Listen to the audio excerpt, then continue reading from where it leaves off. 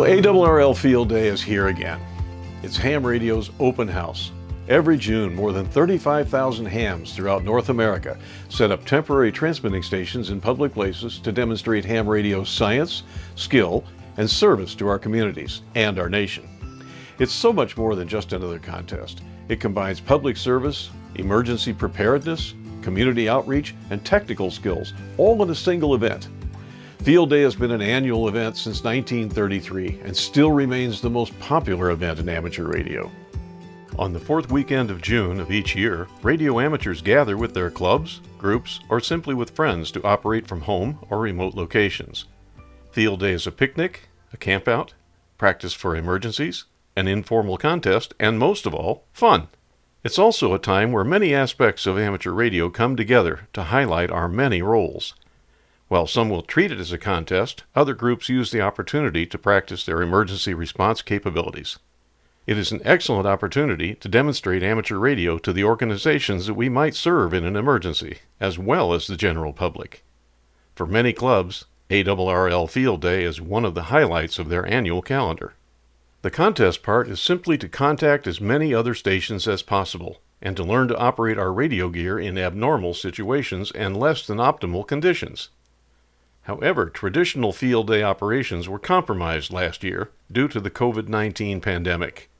Since we are still grappling with restrictions and safety practices this year, hams have continued to do their part in stopping the spread of this disease by limiting the size of gatherings, by wearing masks, hand washing, and by observing social distancing. That makes a traditional group field day activity much more difficult to do safely. ARRL, which sponsors and organizes Field Day each year, has altered the rules temporarily to allow more single operators to operate at-home stations.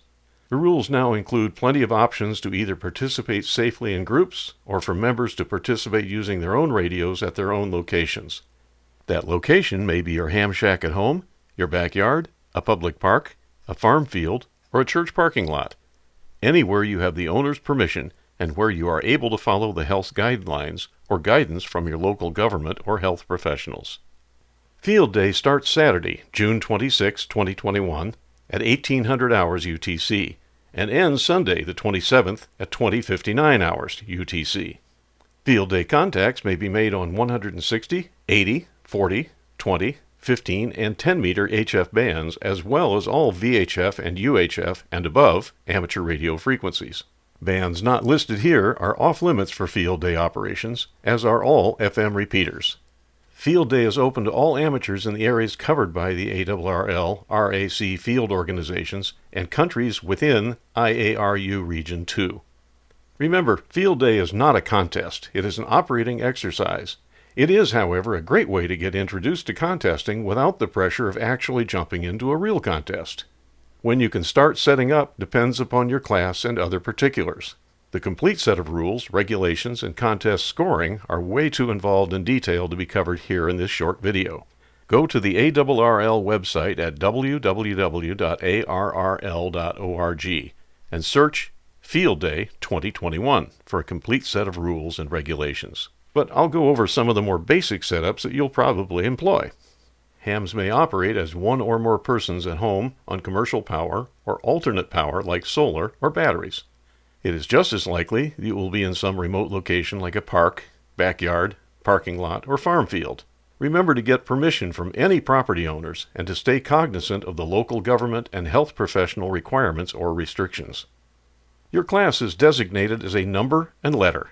The number is the number of transmitters operating simultaneously and on different bands under the same call sign.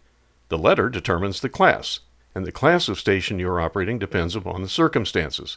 For instance, Class A is a club or group operating from one location, using generators, batteries, or other emergency power to run all transmitters and receivers, and utilizing no permanent antennas or towers.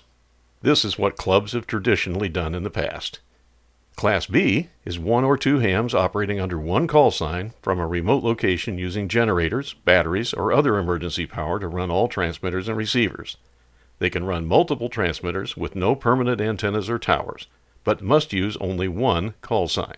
This would be a great activity for ham radio club members that want to go outdoors, alone or with a buddy, put up a portable antenna, and operate from an emergency power source for a while.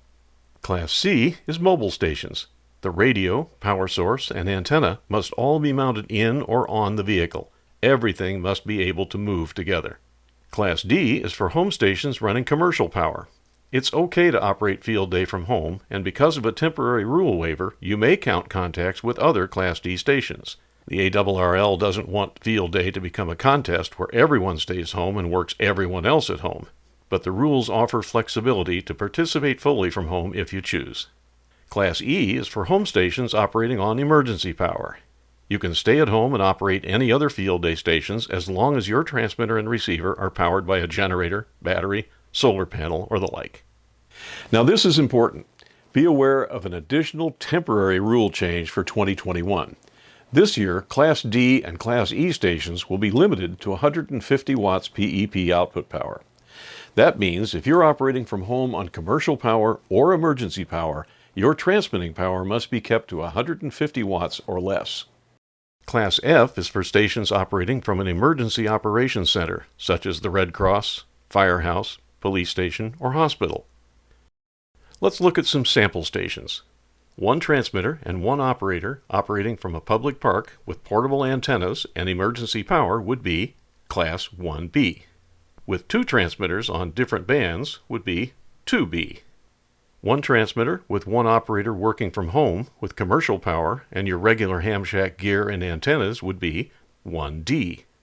Two transmitters and two operators working from home with commercial power and your regular ham shack gear and antennas would be 2D. One transmitter with one operator working from home with battery, generator, solar, or any other non-commercial power and your regular ham shack gear and antennas would be 1E.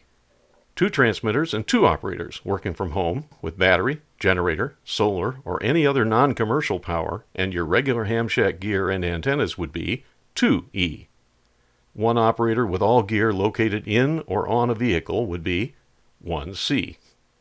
There are more combinations and special caveats than we have time for here. Consult the ARRL website for more detail. One last thing. What modes may we use?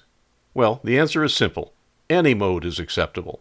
CW, phone, any digital mode, SSTV, satellite contacts, meteor scatter, RTTY, anything goes. So, show us what you can do. Set up something simple or complicated. Work from home or a cow pasture. Make QSOs with CW or high-speed data.